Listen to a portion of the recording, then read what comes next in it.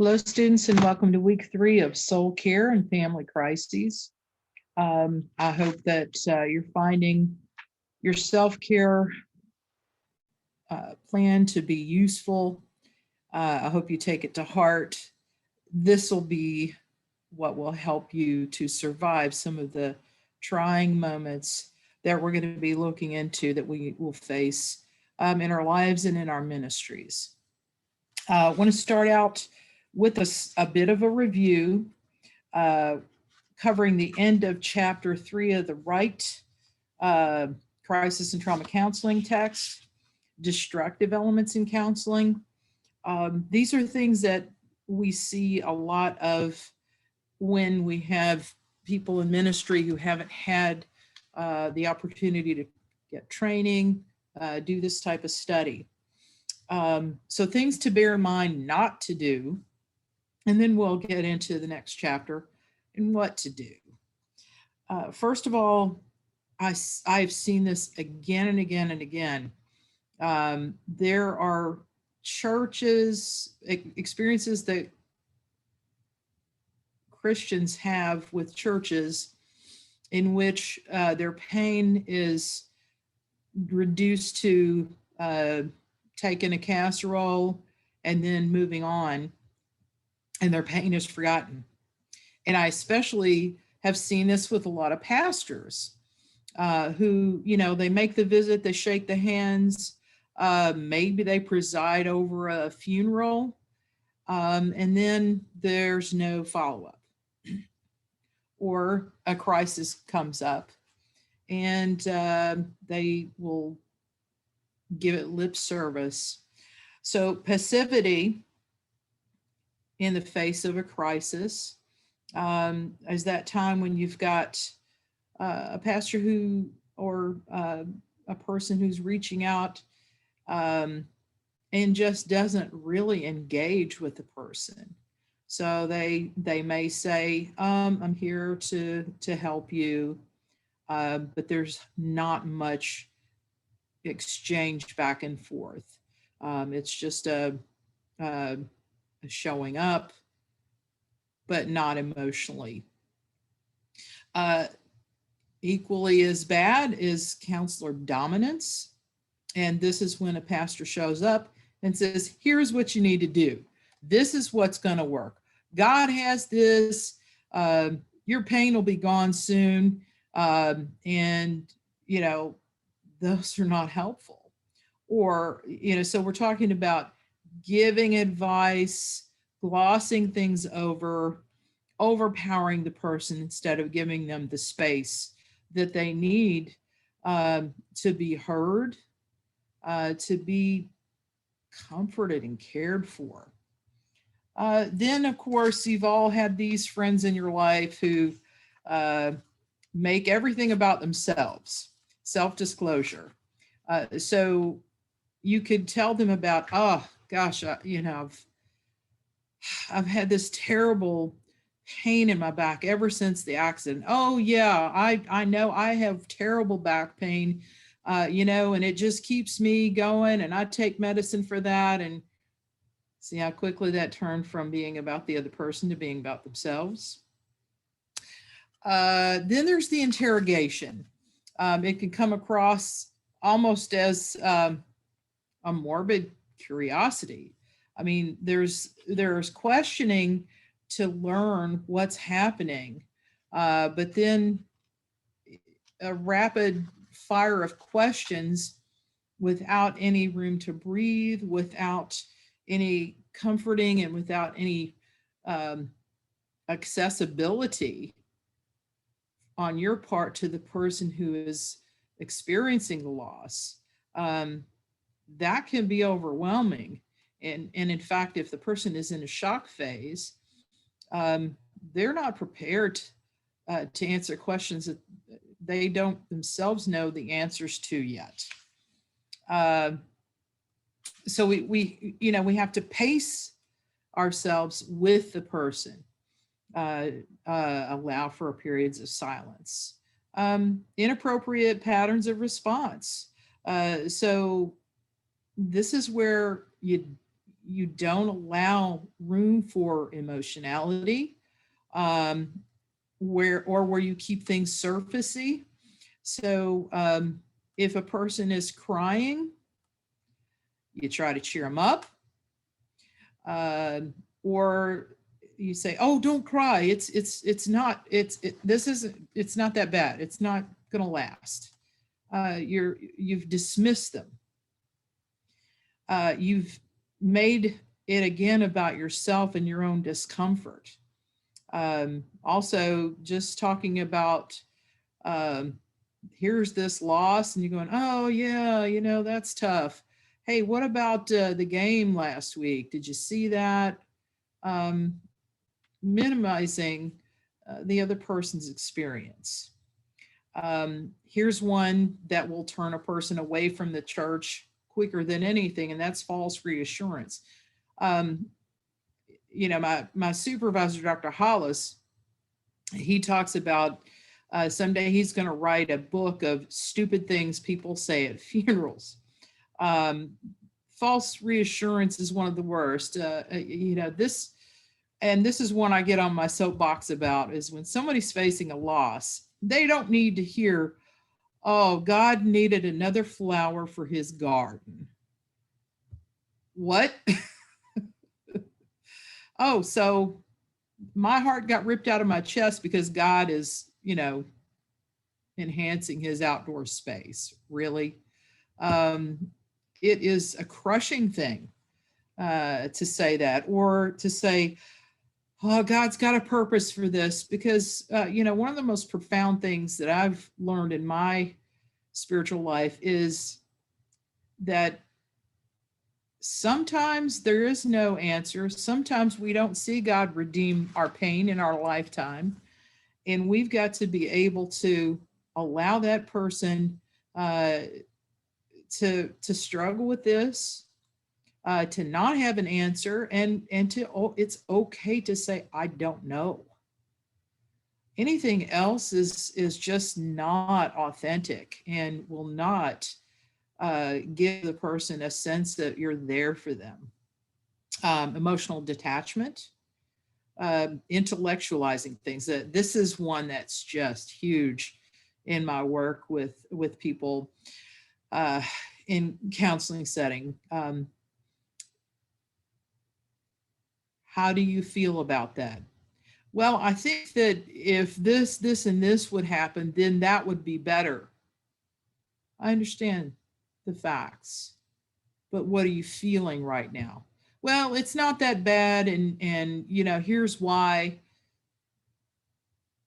How are you feeling about this?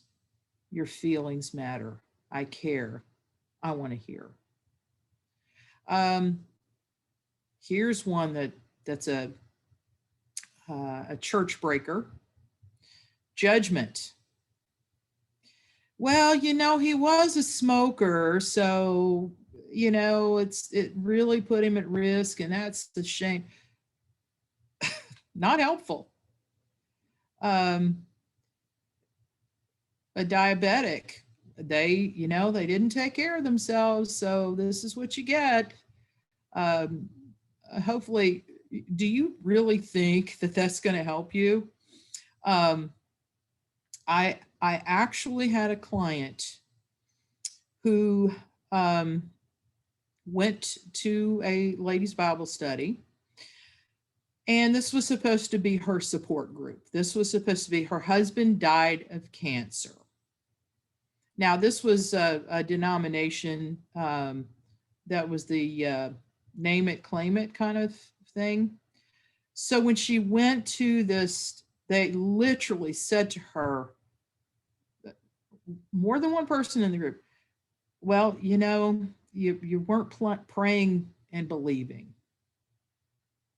You weren't praying enough. You weren't praying hard enough. You. There's no grace and mercy in that. And that's not the God I know." But yeah, so what did that do? Well, let's just say she didn't go back. And I think that probably was a good choice. You will face this. You yourself may not say this, but please be on guard for other church members who may be spouting off faulty doctrine. And okay, so let's say, yeah, you got cancer because you were smoking. How helpful is that now to say, well, you should have quit smoking? You think? So I do get on my my soapbox over that. Inappropriate confrontation. If you are not reading the other person, if you are not praying and seeking God's leadership, and you're confronting someone in the midst of their pain, you're kicking them when they're down. And there's another one, the pressure tactics. Well, you know, God, they're now in the arms of God. It's time for you to move on. You know, you've been crying now for 6 weeks. You know, that child isn't going to come back, but you can have another one. Yeah. Yes, that gets said. It truly does. So please bear in mind that these are not things, you know, you may have an urge to say, you may see, you know, someone who wasn't watching their child and they fell into a swimming pool. Maybe they were drinking. Do they really need to hear, well, you shouldn't have been drinking? They need to hear confrontation at the proper time. But I don't think you're going to have a bigger lesson than the loss of a child in that kind of situation. So those are the do not do's. Very important to be attentive to those. Okay, we're going to jump into the presentation here. Bear with me just a moment.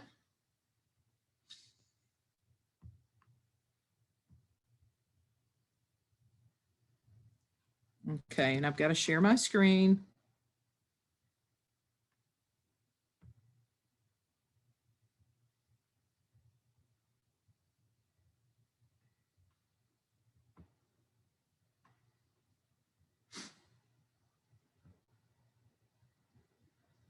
So we've talked about the do not do's. So how do we talk with someone? Well, let's think about this. Think about a time that you've had a difficult conversation in the past. It's important, and this is something to use in confrontation.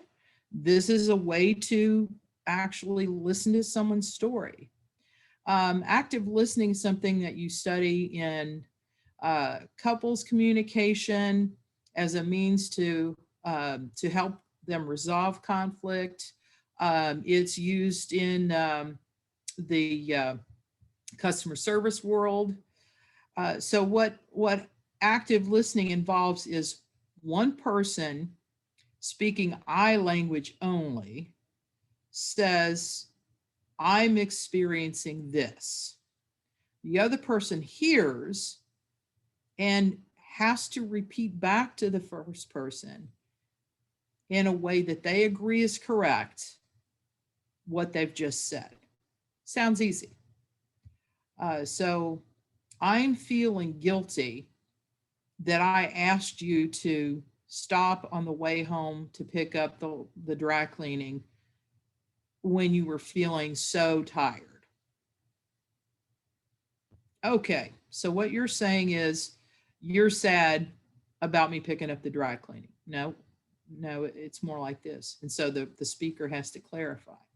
No, it's that I'm feeling guilty and it's kind of made me feel a little bit edgy that I asked you that and I wasn't thinking about, right? I wasn't thinking about the effect it would have on you. Okay, so you're saying you're concerned that I was inconvenienced or hurt because after a long day, you asked me to stop and pick up the dry cleaning. Yes, that's it. Okay, maybe that's not a great example. Best I could do, and in the moment. Think about a conversation that you've had. Maybe you've had to confront someone. Maybe it's just a moment where someone was explaining something shocking to you that was painful to them.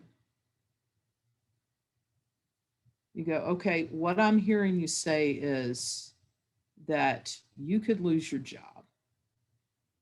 And that is horribly upsetting to you. Yes, that's what I'm saying. How does that feel when the person is actually able to repeat back to you the concern they've expressed or the issue that they've had? You're on the same page. So I'm going to direct you to an active listening exercise. I'll be emailing that to you. This is just for your own use. I actually use it in premarital counseling. It's a worksheet, and this is something great to do with people in certain situations who need advice, that kind of thing. Take a look at the active listening piece, and you're going, okay, so this church leader is going to be coming in and pushing for new carpets when we just got new carpets 3 years ago. How am I going to address this? Whatever it happens to be. But think about, how would this conversation have gone if I'd used some of these strategies? Okay, now, so we've got to avoid obstacles to our listening. Curiosity will cover a multitude of sins. So let's say someone comes in and says, I just had the worst fight of my life with my spouse, and I almost struck her. Okay, and then you go, you're going, okay, this is really serious. I want to know more. It's not a sick curiosity. It's like, okay, I know you well, or this is very disturbing what you've said, and I want to know more. You're showing true interest. Ask open-ended questions. Well, did she have it coming? No, open-ended questions. So what was so upsetting in what you were saying? What were you feeling when that happened? What were you thinking? Tell me about how this came about. Observe confidentiality. Okay, there was no violence here, but I want to tell you that violence can escalate. So how can I help you in this? This is just between us. And if you want to involve your spouse, I want to hear both sides of the story, but it's not going any further than us. They've got to be able, trust is number one over all else. And with counseling, it's the only thing. There's plenty of research that shows it doesn't matter which approach you take, but the trust that is between the counselor and the counselee is the first and the most dominant measure of success. How well do you trust that person who's doing the listening? Ask permission throughout. Can I stop you there? Is it okay if I ask you more about your family history? Is it okay if I ask you about what your prayer life's been like lately? Allow them to set the pace. Ooh, this is a bad one for me. Don't finish their sentences and don't make assumptions. I worked for GE customer service for 22 years, and they said, you keep that call under 4 minutes. Ooh, is this one I have to work on? And a lot of times when they start describing something, I've heard it so many times before, I've got to stop myself and say, okay, but people are complicated. There are so many variables here. It's just not that simple. And if I do talk over them and say, oh, do you mean this? Oh, do you mean that? Instead of sitting, listening, waiting. And if I start to make assumptions in my mind, I've got to say, okay, I've got to listen. I've got to hear all of the details. I've got to hear more. And I'm not walking in this person's shoes. So something that might impact me a certain way is not going to be the same for this person. So I need to be able to see the subtleties. Allow for silence. One of the best advice I got from Dr. Hollis as I was training to be a therapist is to allow for silence.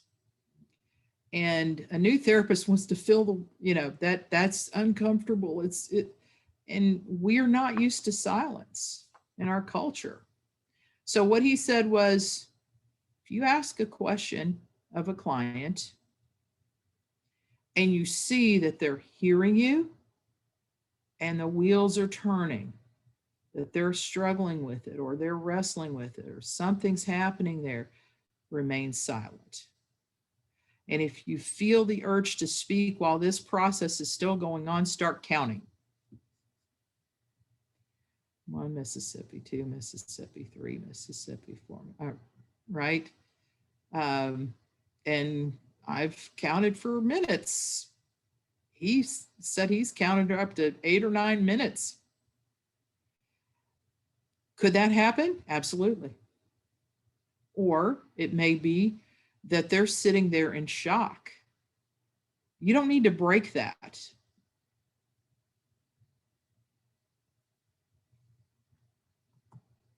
Continually offer reassurances, but don't flatter them. If you say, oh, surely they wouldn't fire you. I bet you're the best person in the office. Surely that wouldn't, and I've seen you do great things around the church here. Not everybody can hand out a visitor's card the way you can. Be genuine. I know you're a friendly person. I appreciate the talks that we've had. I have no way of knowing what your job requires, but I want to know more. Curiosity. Okay.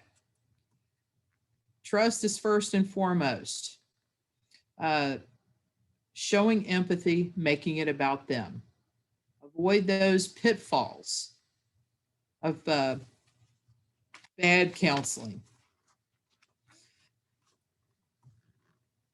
Emotional contagion. So that's reading and picking up on what's happening inside of them, remaining other focused. Here's the self-care piece. That's what we've spent the first 2 weeks on, attending to your own soul so that you have the bandwidth to attend to theirs. You have the grounding, you're in tune with the Holy Spirit. Confrontation. Okay, so Wright does say confrontation is necessary at some point. It's different with grief, at least to start off with. Most people want to start confronting. You're still crying about that? Let's say that a person is still crying 2 years later at the drop of a hat. Their life is being affected and their functioning is being affected 2 years after the loss. Okay, then it might be time. Pay attention to all of the situation. And the other thing is to be assertive rather than aggressive. What does that mean? Well, we had a young man coming into the counseling center when I was at Beachland, and he did not have good personal hygiene. And the counselor he was working with, great guy, just very calm, chill. And he said, um, this is something that I'm guessing interferes with your relationships. Um, I've noticed it's really hard to sit in a room with you when you've not observed your personal hygiene. Um, Tell me about what's going on there. And this particular person had the means to observe the appropriate hygiene. And it came to a point at some point, and he said, okay, so, we've talked about this. Now we've gotten to a place where I want you to shower before you come in to see me. Yes, that happens. Okay. Where do we get wisdom, and how do we learn to accept the world as it is? If you've not read the full Serenity Prayer, again, I come back to that. Think about accepting the sinful world as it is and not as I would have it. And this senseless world, the atrocities, the hardships, the losses that make us angry when we see it happen to other people. There's a point when you can rage at injustice, but you've got to gauge, where is this going to be appropriate for this person? Do they need me raging with them against an injustice, or do they need me sitting quietly and letting them rage and being a rock for them, a safe place for them to let it out? Okay. So interestingly enough, what we've got here is trauma and loss are some of the same things. Now, you can have loss without trauma, but trauma always involves some sort of loss. So an event that destroys a person's understanding of the meaning of life is felt as a loss. And the definition of trauma is like this: an event that destroys a person's understanding of the world and its safety. See how those are very similar? Now, our beliefs and expectations come under attack. So a loss happens, and there are many types of losses. So in that time, the loss affects our ability to function because it has taken out our understanding of reality. It has taken out how we process the world and the things around us and how we function. So when it's at its worst, we don't have a point of reference to make sense of and appropriately respond to anything. Our trust in our own perception, judgment, and knowledge are no longer valid. I'm currently working with a young mom. She lost her first child the day he was born. And she was so sick herself that she had a few moments to hold him before he was whisked away to another hospital where they had a NICU. So she only had a few moments, and she had to say goodbye to him over an iPad. Now we're seeing this all over the place. What did that do to her faith? She was a person of faith. Has she recovered from that? Her head knows it, but her heart is still working in that. And she's had 2 children since, but that loss of that little guy, she hasn't processed that.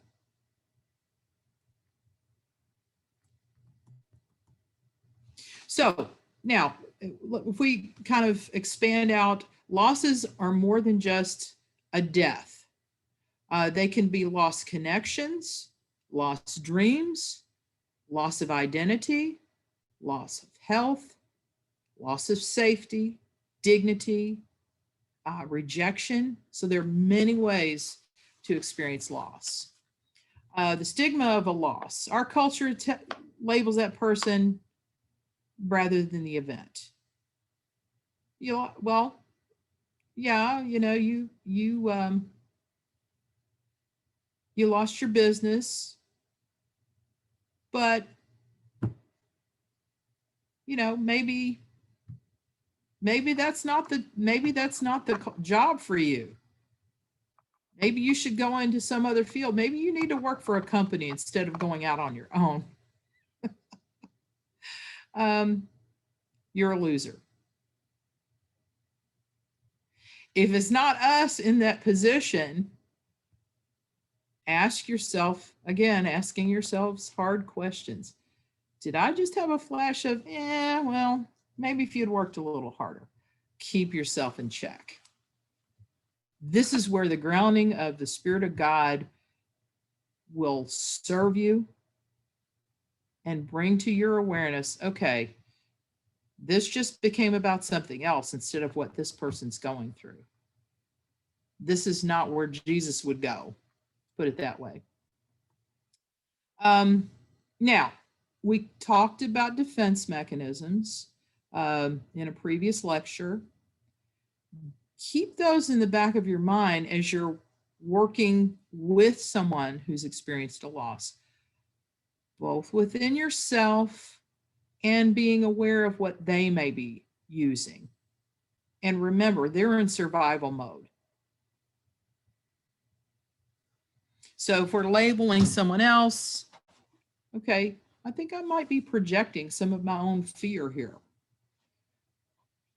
If they're blaming someone else for a loss, then you got to gauge yourself by, okay, is this the time to confront, or is this the time to let them feel their pain and to know they're not alone? Now, there's also the type of loss that's called unspeakable. These are not losses that are acknowledged in our culture. So the loss of a pregnancy, what kind of response do you get from people who have lost a pregnancy and had a funeral? What's the response? You're going to have some people saying, oh, well, they're a funeral. Yes. Well, it wasn't like they knew the child. What about a rejection? Maybe somebody's got a dream of becoming a writer and they keep getting rejection letters. Did you know that Einstein got rejected by, I think it was MIT? I'll have to fact check that one. That could be fake news. Humor me. Losses that can be personal or professional, but aren't the big ones, so to speak. That can be a change in your worldview, your life. Maybe I felt like I had a calling to ministry. Maybe I felt like I had a calling to go overseas to missions. Then I come down with some sort of health issue that prevents me from that. Well, you can minister anywhere you are. Okay, but let God handle that part of it.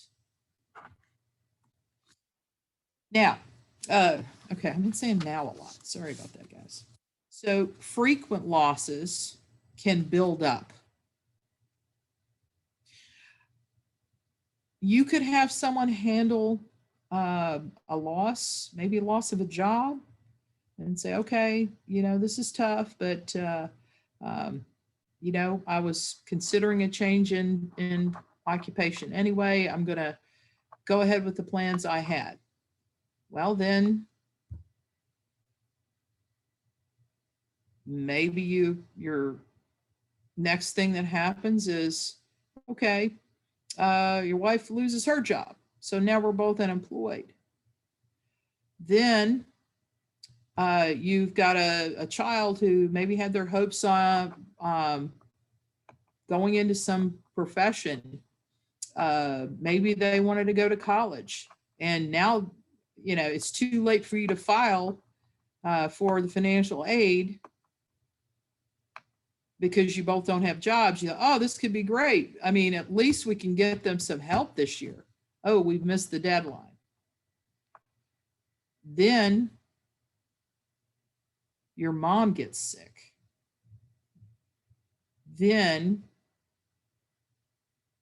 your good friend gets a terrible diagnosis. Frequent losses can build up. It's about your resiliency and it being worn away. If you have the resiliency to get through the one, but soon after the next thing hits, little by little, that gets eroded and you become depleted. So pay attention to that. When you have someone that you want to help that comes to you with a loss, ask questions. What else has gone on in your life? Gradual loss, time and the progression of life. The existential losses. I'm working with a kid who was going to be probably drafted by the NFL. Then he had an injury. Well, now he's in his late 20s. He's received a diagnosis of diabetes. And his dad, he had to care for his dad who had the same disease. And it's taken him back to what his dad went through. Is this going to be me? I had this dream. I had the physical ability to do this. Or, it could be like me. And I always wanted to do some kind of martial arts.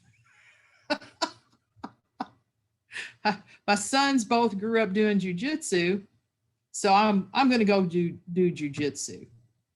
They didn't have a slow learners class, and arthritis and I didn't get along, so I ended up not doing jujitsu. And then I packed on some more pounds.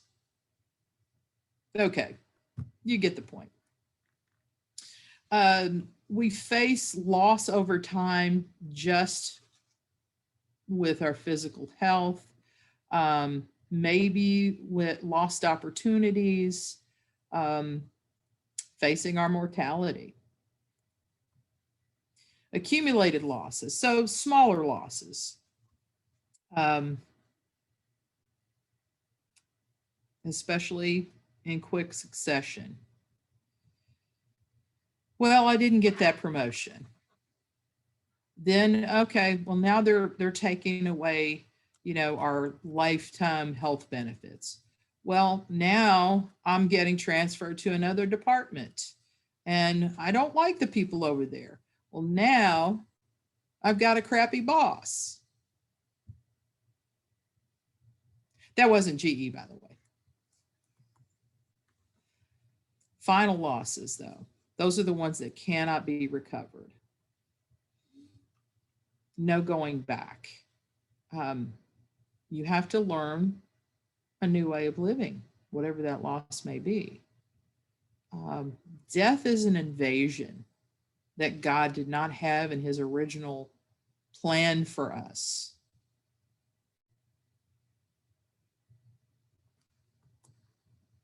Identity loss. Okay. How many times have you heard about empty nesters? How many divorces happen with empty nester parents? I don't know how to be a me without being a mom. I don't know how to relate to you with just the two of us.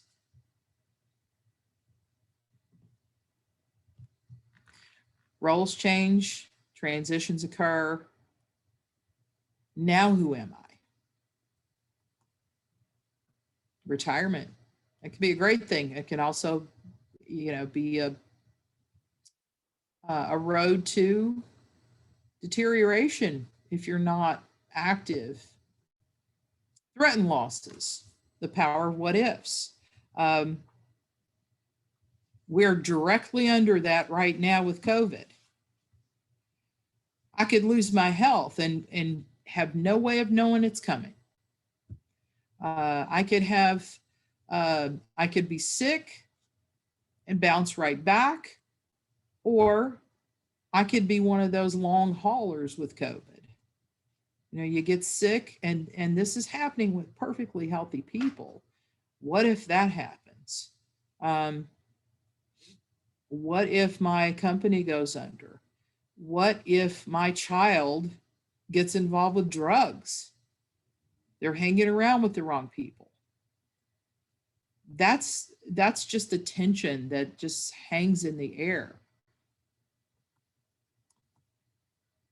Okay, so this is where we go into acknowledgement and categorization of the loss. That can be helpful for us to work with, and I apologize for client. It could be your parishioner, it could be your coworker, whatever you feel called to minister to that person. So again, the unspeakable losses. Let's just be honest here. If we are talking about a same-sex couple and one of them dies, maybe they never officially were coupled in marriage, whatever your opinion is on that. And maybe that person's family was not supportive. Where do you go with that loss? Yes, you've bonded with somebody for whatever good or ill. What about the loss of a good friend? Some of those things get minimized. Again, the loss of a child before birth. Frequent losses, aging. Man, that just piles one on the other. I used to be able to, yeah. Gradual loss over the passing of time. I've seen some of my students come into a new job, fired up, just really excited about the work, and then as they continue to work, the bureaucracy of working in an agency, the bit by bit picking from church members of a pastor, it wears on you, and that spark gets lost. I'm not saying you're going to have a honeymoon phase that continues, but what I'm saying is you lose heart. Again, accumulated losses when things stack up. Think about this. Ask the questions. How long have you been feeling this way? What happened to you last year? Think about a person that you know who's had one thing after another. Maybe it's you, and maybe other people didn't attend to you the way you needed them to. I have a couple that a lady that I worked with. She and her husband were rear-ended by a drunk driver. Both of them had horrible injuries, months of rehab, healing. And as soon as they recover from that, start to get back on their feet, literally, it happened again. you know, T-boned by somebody who was, you know, they're sitting at a light. This is the second time. It's not it, and so now they're struggling again, and then he receives a terminal brain cancer diagnosis. This happened within the span of 18 months with these folks. What do? You've got to know the details to these things, and abundant grace. Final loss. What about losing a limb in an accident? What about breast cancer for a woman, having a double mastectomy? There are so many things that can come into play with that.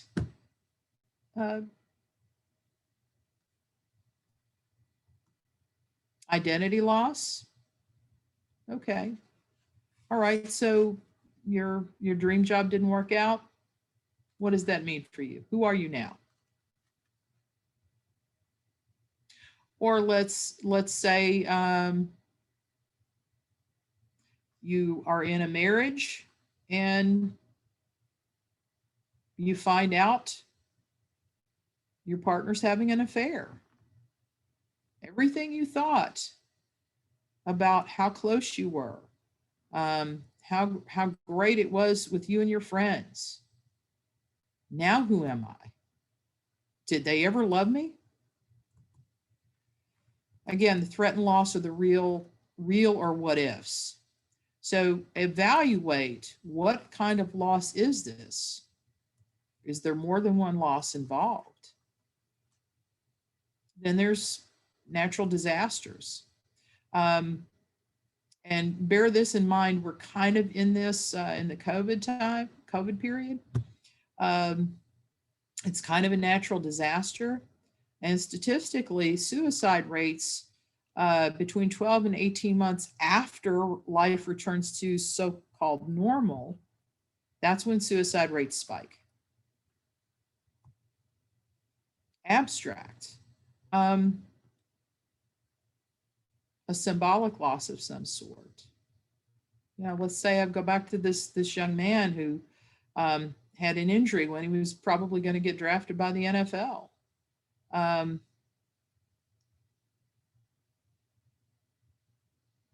Maybe he doesn't love the game anymore. It's a reminder to him of what could have been.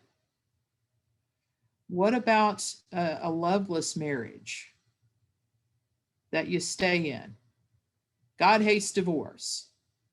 Okay, yeah, he does. You're hanging in, but nothing's happening in your spouse. You might say, hey, we've got to do better here. We need to work at this. Yeah, okay, I'll do that. Let's go to a retreat or something.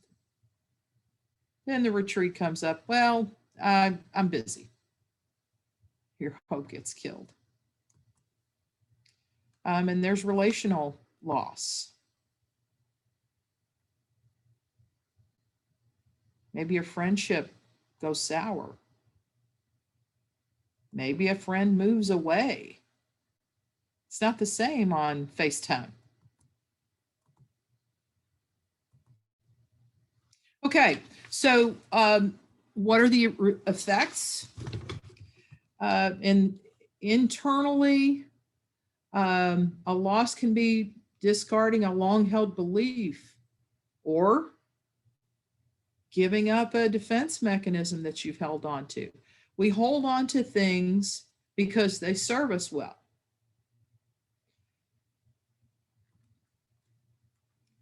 What about functional loss? Again, loss of health, loss of talent. Look at the role. What about systemic change, systemic loss? What happens to a larger family when there's a divorce and a remarriage? It affects everybody in the family. Well, where's Uncle so-and-so? Well, he's not in the family anymore. He's divorced. He's married somebody else, and we don't like who he married, and he can't come back. Social systems. This is huge. As horrible as COVID has been, it has caused a lot of people to stop and look at what is going on systemically in our country with racism, classism, social systems, the legal system. We've had to open our eyes. At least some of us have. That's a loss to say the system has failed.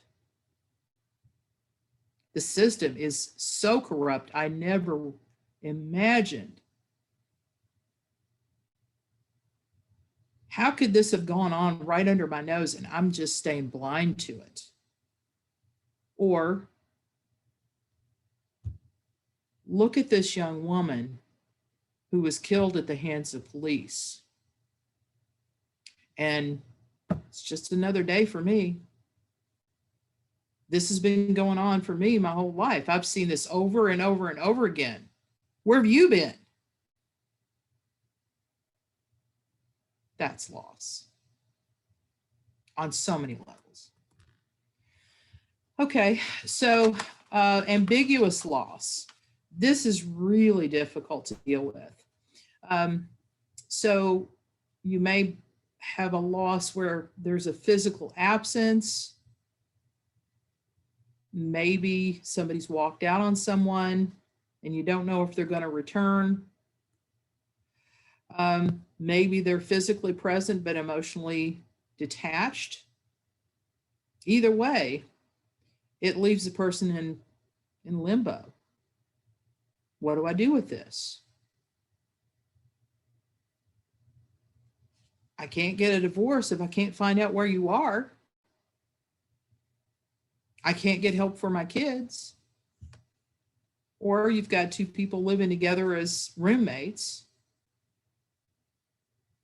What do I do with this?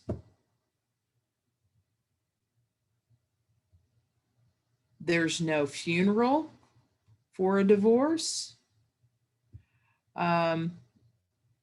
There's the reality that life isn't fair. And I'm really supposed to just get over it. But I'm stuck here without any way to really process my grief.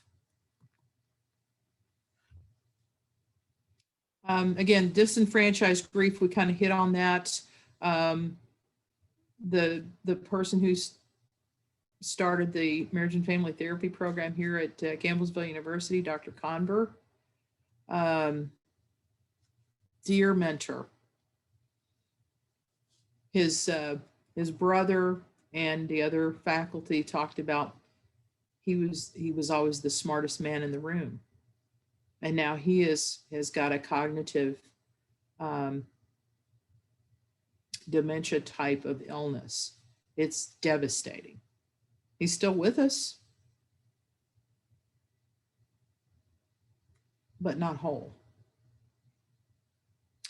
What about when somebody loses a pet? I'm going to tell you, I grew up with a family that saw animals as utilitarian. There were pets occasionally, but if somebody lost the animal, it's crying, but we'll get you another. We'll get you another one. What about an abortion? Well, it's just tissue. I would put to you that there is a loss on some level. If it's not considered the loss of a child, it is the loss of the hope of. someone in my life that isn't going to be there. Unrecognized grievers. This is huge.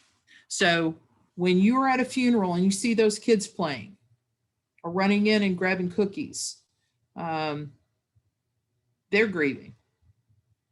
Oh, the kids are resilient. They're fine. We need to give as much attention to the children in the process as we do anybody else. And in fact, more, because we don't do enough for the people who have gone through loss. What about the cognitively impaired? Oh, well, you know, Johnny doesn't understand what's going on. Well, but Johnny senses something's wrong. This is where you speak to someone on a developmentally appropriate level. What about the elderly? What about the mentally ill?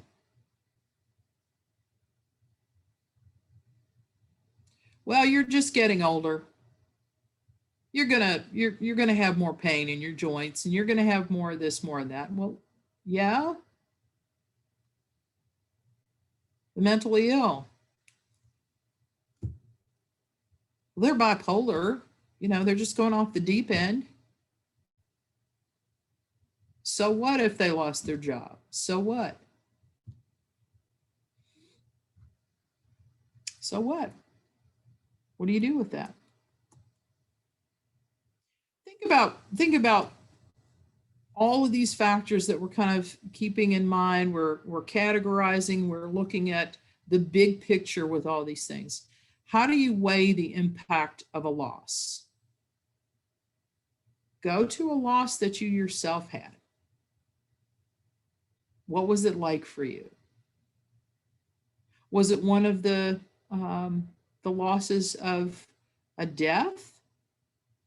What about the loss of a dream? What was that like for you? How do you weigh it for the person that you're helping? The church member,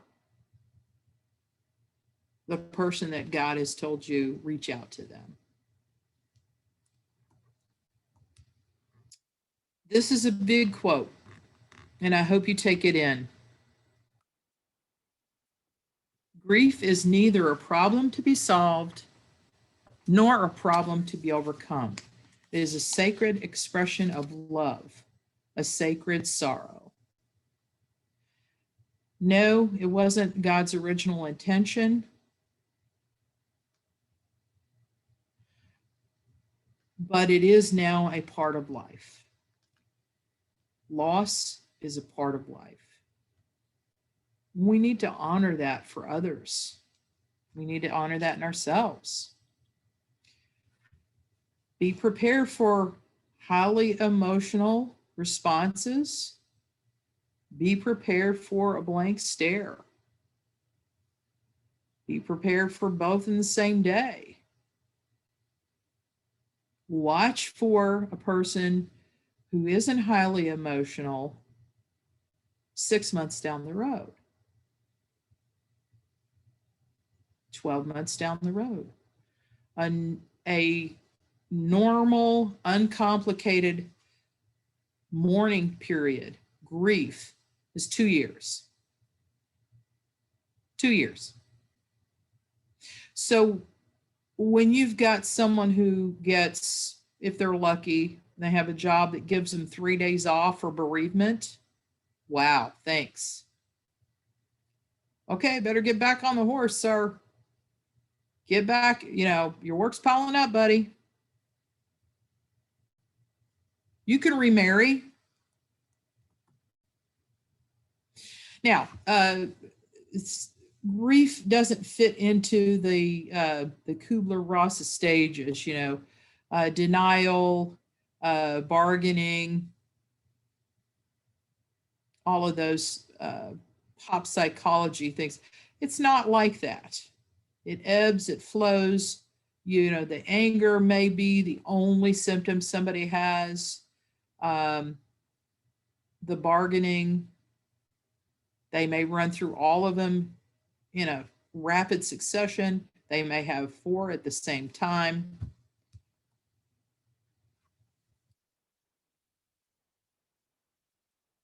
The grief emotions have a purpose. We've got to make room for expression. Feelings about the loss. When we bond with another human being, the brain is actually rewired. The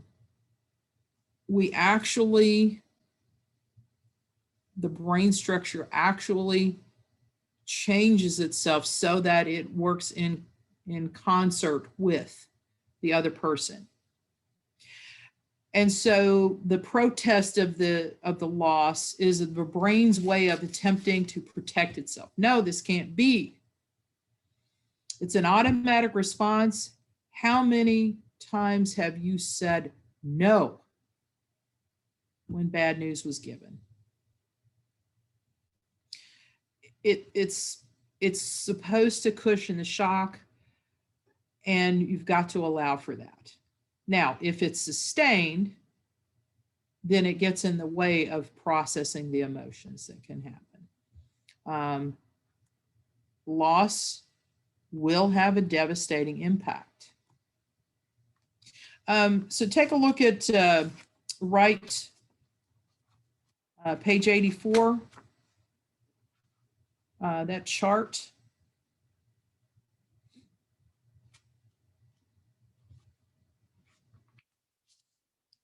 Biblical insights for understanding grief. Although God knows the outcome, God grieves. And God responds to our grief. Grief measures the meaning of our attachments. How close were you to that person? That is equivalent to how devastating the loss will be. It interrupts life's routines. Again, as one of my mentors said, it's an invasion.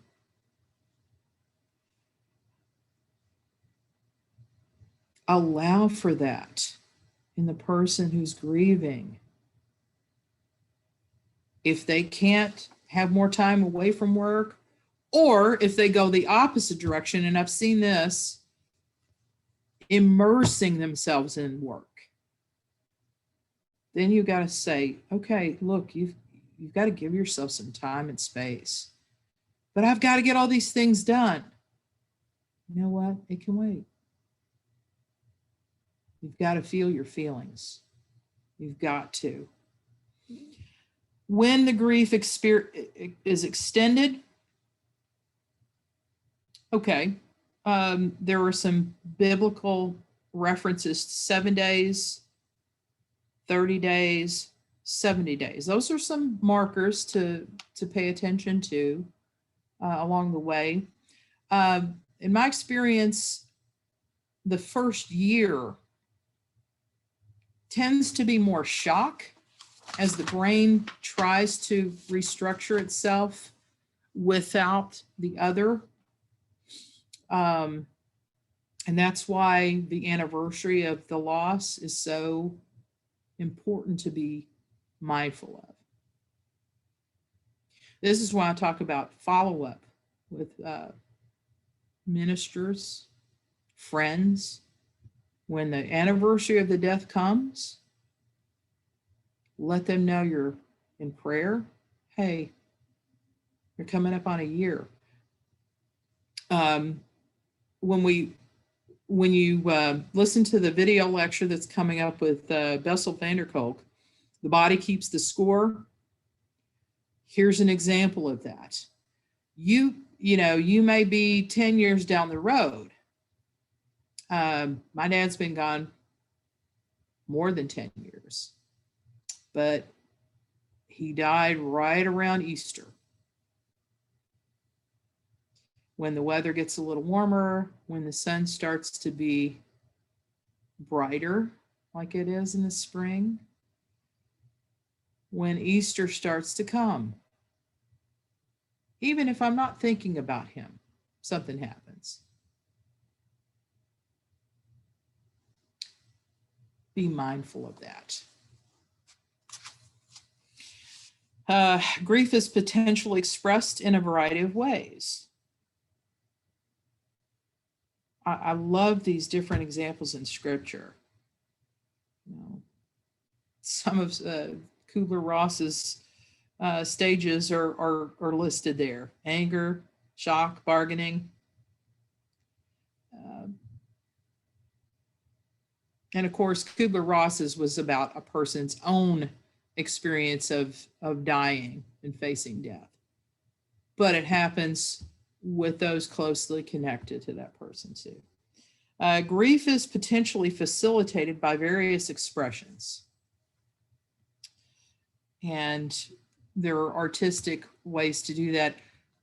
You have got a treasure trove, though, of interventions, things that you can use in helping someone with their grief.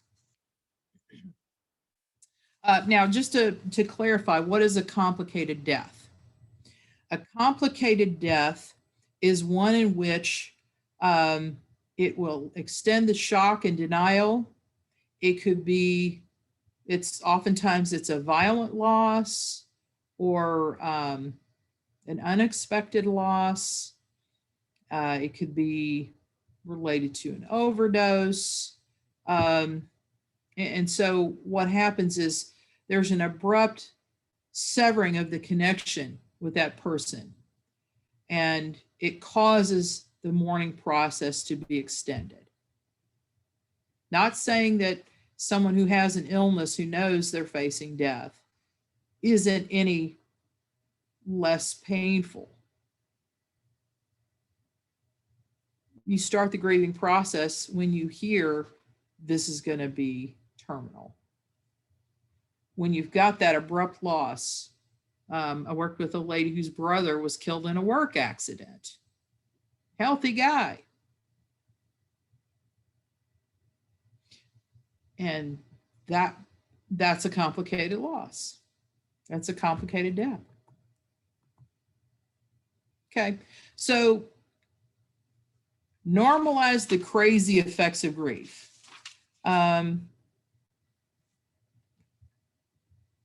You're gonna reach for the phone and try to call your mom. That's normal. You're gonna have something hit you from out of nowhere that you totally didn't expect. You put your antique mirror in the garage sale, and when somebody picks it up to buy it, you start blubbering. I wouldn't know anything about that. Now, this was the mirror that my mom used as an indoor surveillance system. From her recliner, she could use that mirror to see back into the bedroom behind her. She could see into the kitchen, and she could see the hallways of the other two bedrooms. So she knew what was going on in that entire house. So when that old mirror, somebody bought that old mirror, I lost it. Is that crazy? No. No, that was a memory. Let people know that, hey, that's something to expect. You're gonna have things hit you from out of nowhere. It might happen in a year.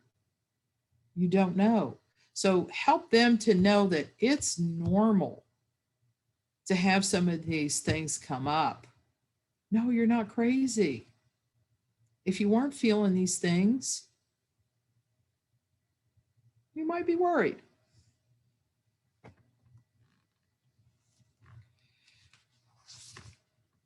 Sorry. So point to the 4 general steps that apply most to grief. 1, the change in the relationship to what you've lost. Moving on. Let's just say, I heard a great quote, you don't move on, you just move forward. What is life going to be now with them missing?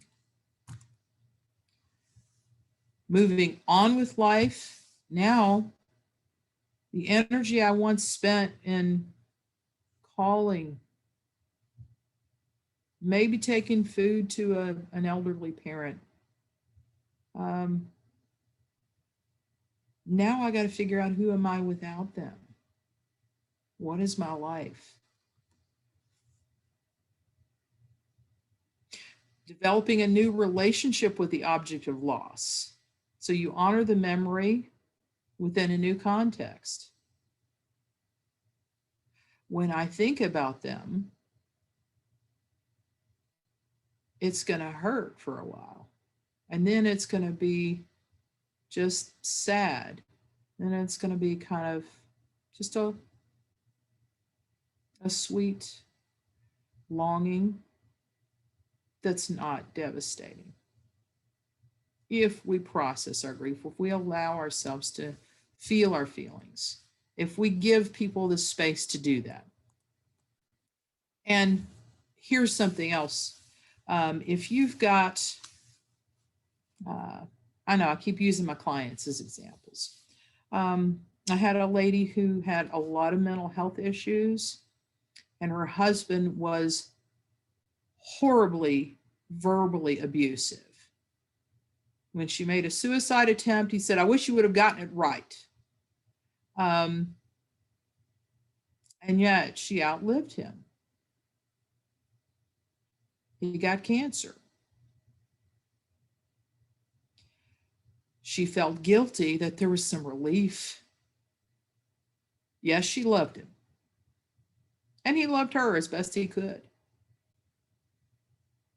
She felt guilty for having some relief. But the words that he bludgeoned her with, it's complicated. Or you have somebody, oh my gosh, she was the best mother in the world. She was the best, right? Let them have some of that early on. But they've also got to feel safe to be able to voice, it wasn't always as great as I wanted it to be.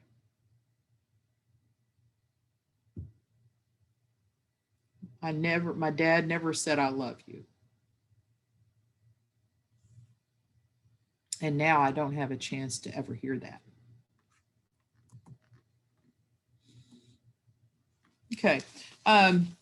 Page 90 is an example of one of those. You've got to have a balanced view.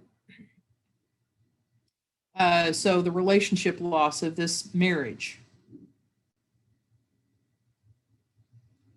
The spouse dies and you've got all of the good times. And then you've got those times that they were painful. Eventually you hope that the person will be able to acknowledge, I don't feel all one way about this. Giving them the permission to say, yeah, it wasn't the happiest time of my life. We had some great moments. Is it bad of me to think that it's kind of a relief? Didn't communicate with me for months. This is part of all of those layers that go with it. So you give a person permission to say, let's just be honest here. If you're feeling guilty for what you're feeling, then you're dismissing your own emotions. Let them write out what they're feeling. Get it out somehow. And there are so many great exercises, activities that you've got for a person to be able to release some of that stuff. So many great interventions here. Okay. Here's one that you're going to, and you've probably already experienced this if you've had any, if you've been to a funeral. Let them tell the story of the death repeatedly. You're going, oh my gosh, this lady whose brother died in the work accident, they explained what happened, you know, what happened when he was on the ladder, how he hit two places as he was falling. And you think, oh my God, that's so gruesome. This is a natural thing that the brain is doing to make it real, to overcome the denial of what's happened.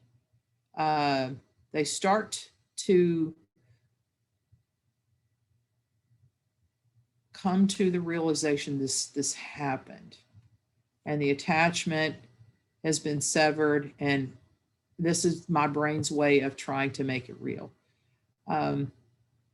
Now, again, this is where using your judgment, prayerfully listening to the Spirit of God. And if this continues and it's clearly getting in the way of the person feeling their feelings, processing, taking care of other family members, children, then, you know, maybe you need to step in. Help them to envision the next chapter of their life. Okay. Yeah, your daughter's not going to have her dad there to walk her down the aisle.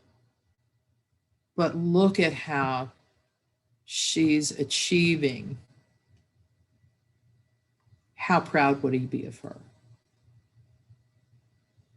Can you step in and walk her down the aisle?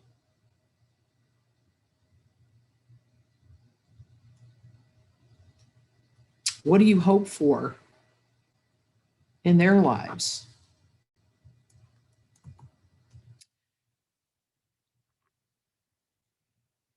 Maybe help them to start moving in that direction. Okay, you know, I've thought about this, and I'd like to start a foundation, maybe a charity. Okay, well, what do we do? You know, how do we do that? There have been a lot of great causes that have come out of tragedies.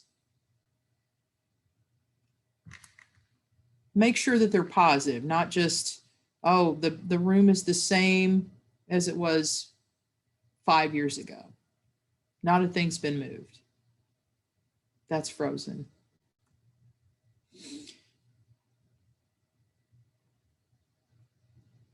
Decide what you want to keep from the person that you lost.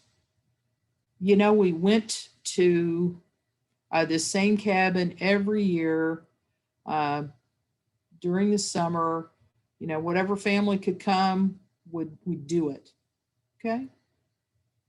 What about keeping that? Help them start something new. You know, I've always wanted to, but I just never seemed to have the time, or I didn't want it to take time away from our time together. Okay. All right. 8 facets to facing the loss, the effects of the loss. Talking to others, being able to tell them what's happened, to share your experience. Note the length of the grieving process. If you have someone who is going through a grieving process and they're saying, you're still crying about that 6 months later, you can step in and say, yeah, that's fair. Is this person being debilitated by this, or is this just one of those moments when a memory came? Step in and advocate for that person, and let that person know, hey, this is part of it. You know, this is just another moment where your heart needs to feel its pain for a minute. It's okay. Paying attention to how the loss occurred. And we've hit on some of this. Natural causes, that just means that it might be, that it's not necessarily as complicated as one of the others. Accidental takes it up the next level. And suicide or homicide, which one of those is worse? It's so devastating because suicide and homicide can be far more complicated than an accident. There's still going to be, what could I have done differently? Even with an accident, could I, what if I hadn't, gotten behind the wheel that day? Maybe, they're the bargaining piece. Suicide, though, is so multi-layered. And what you'll find is that people will step away from talking about the lost person. Note the circumstances around the loss. What's going to happen? What is the result of this loss? This person's no longer in their life.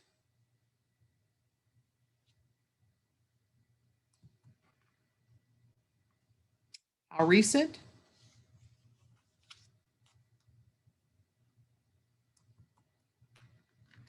What's the support system? Make sure that there are people around them that give them the space to express sadness, anger, and don't try to hurry them through. And then there's the exacerbating circumstances. What if this person passed and they were the sole provider for the family, or they never got they didn't have life insurance? We were always going to get around to that.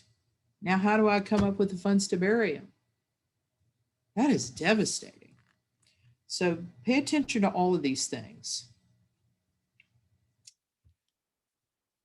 Check your own shock level.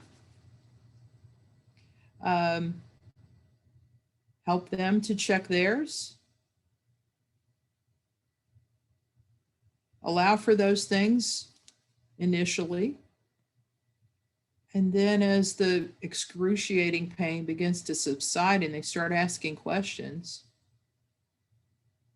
gauge whether or not they're really asking the question, or are they just still saying, why did this happen? What could I have done? And they say, I've thought about this a lot. And I think about the last words I said to them. That's a different place from the last thing I said was,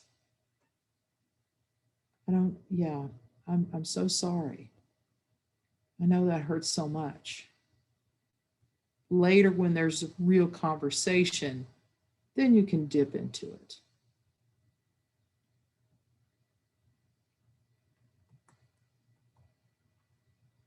Depression, normal.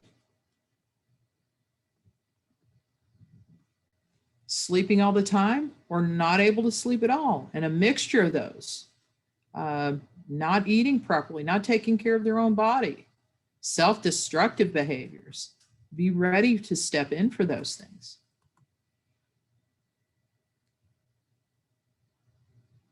If you are conflict avoidant, or if anger triggers you, breathe deeply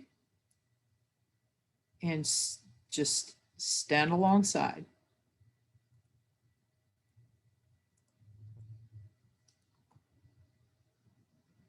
Normalize the relief of a loved one not suffering, feeling lighter by no longer being in a caregiving role, or the end of an abusive relationship. We've already hit on that. Here's the gold mine, the interventions from 113 to 121. Know the person or get to know them as well as you can and see which of these would serve them well. And these aren't something necessarily you'll do right out of the gate. Some of them may be helpful. When I tell somebody to journal, or when I tell them, when I suggest journaling, first thing I tell them is people come at journaling and they think they've got to write it as though they were going to publish it. Don't think that way. This is to serve you. If all you want to do is take a green crayon and do this on a page of paper, and that's what helps you, that's your journaling. It's got to be what serves you in this. So look at the appropriateness of each of these interventions. What would fit them? And if you look at it and say, this is ridiculous, don't write it off immediately. Offer it. It might be just the thing for this person. Help them to take the steps to say goodbye. Again, steps to facilitate closure is there. Again, among some of those interventions, making amends.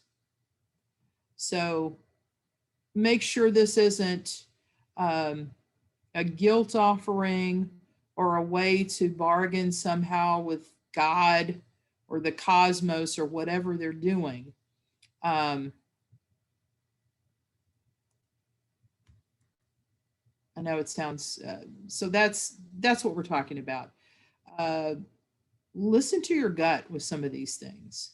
If you go, I'm not sure, ask of God. Okay, Lord, what is it? If they're wanting to start a charity and they have no idea how to do it, maybe help them to slow down and say, okay, let's think about this. What are the resources you're going to need for this? Can I help with that? Or is this the time? Offering forgiveness. Okay.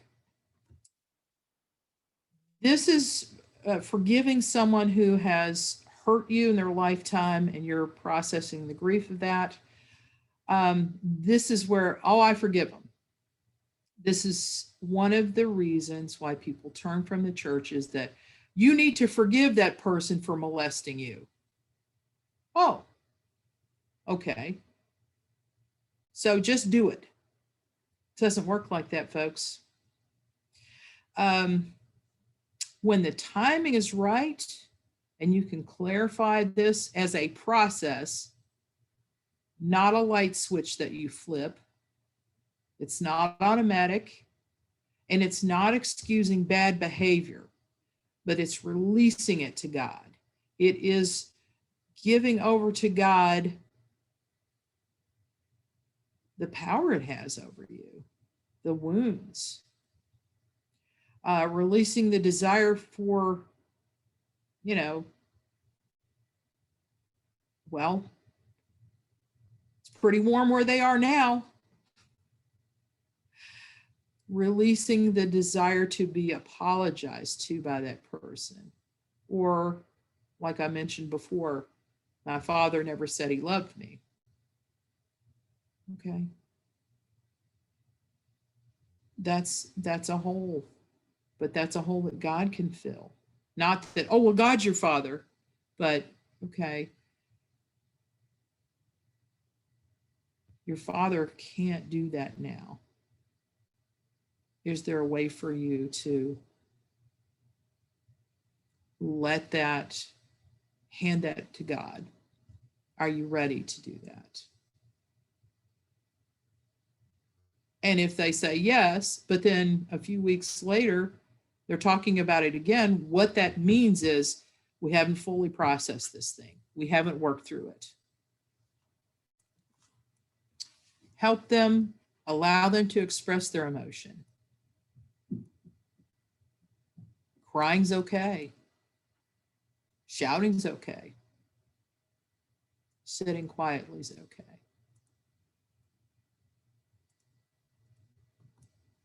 Okay. For the midterm, I'm planning on us having a Q&A again next week, the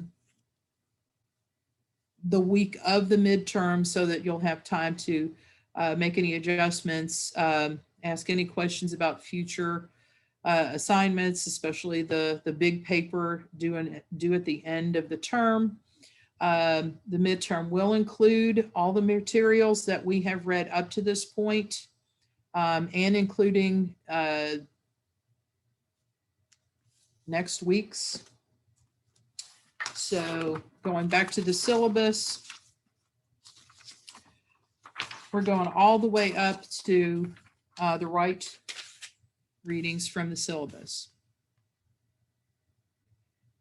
Know in detail, hearing is different from listening. As you've seen in the quizzes, there's going to be some multiple guess.